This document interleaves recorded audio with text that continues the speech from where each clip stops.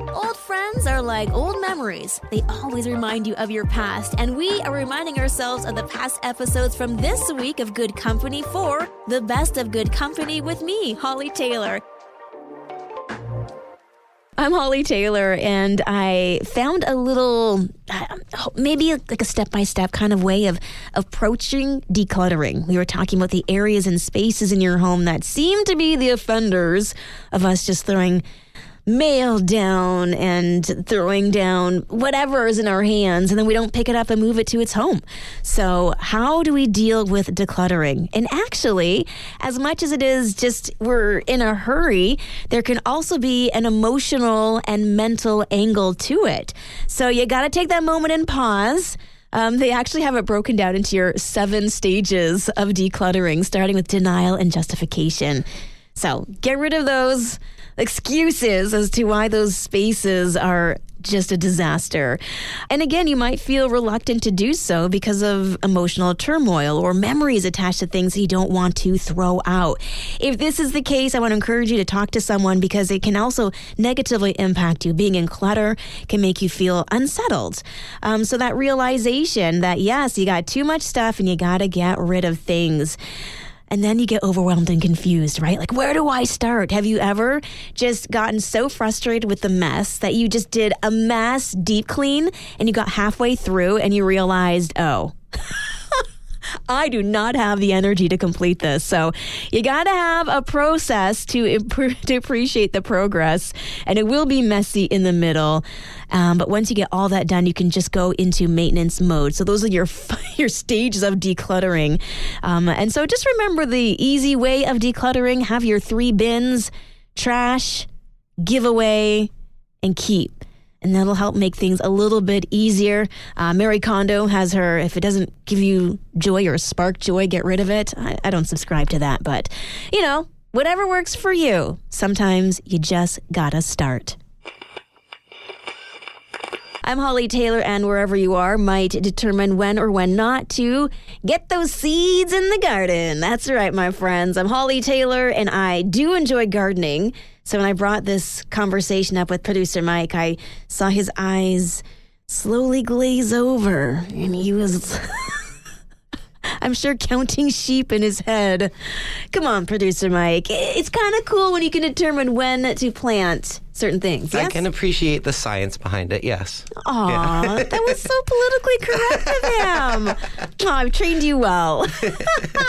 But if you go to almanac.com, guess what, guys? They have this whole page where you just punch in your location and it actually lets you know what kind of vegetables to plant when, based on if it is a seedling or transplant or a seed. And I had no idea that if you wanted to plant seeds, now's the time to get them into the ground. May 3rd, they say, at least for the Hamilton area, is typically when we get the last frost. But for outdoor seeds, they'll be in the ground, they'll be fine, and voila!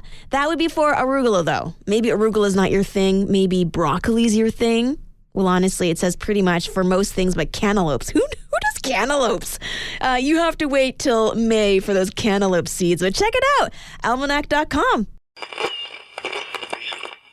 I'm Holly Taylor, and I love hearing stories of people seeing the red flags and helping people from potentially losing their life savings. And this happened actually recently in Australia. There was a bank teller, and a lady in her 70s-ish had come to the teller, and she said that she wanted to sell her home and she wanted to cancel the home insurance. And so the teller thought, well, this is kind of a huge decision to make. So she asked, well, why are you planning on selling? And the lady just simply said that she needed to help her son, which sounded a little bit odd. So she kept digging a little bit more and discovered that the lady needed to free her boyfriend from an overseas prison. Okay, red flags all over the place. So the teller asked about the prison and asked a little bit more information, and then determined, I don't think this is real. I think this poor lady's being scammed. There's so many online scams, phone scams, email scams right now that unless you are watching out for some of the classic warning signs, anyone can really fall into these traps, especially if you're emotionally invested. This lady thought she had a boyfriend overseas who she'd never met. And so the lady said, you know what? let's not do this. Did a little more digging, and it was a complete hoax. And this lady would have sold her home, her insurance, everything, and lost it all to scammers. So we just need to be a little more vigilant when it comes to, especially our parents as they get older, to make sure they're okay and to help them not become victims of these frauds, as the fraud level just keeps increasing. I'm Holly Taylor, and I found an article that I had to check out. It is 3 signs you should sell your forever home, which made me chuckle. I'm still trying to get into a forever home, and honestly, with the market, it's looking slimmer and slimmer.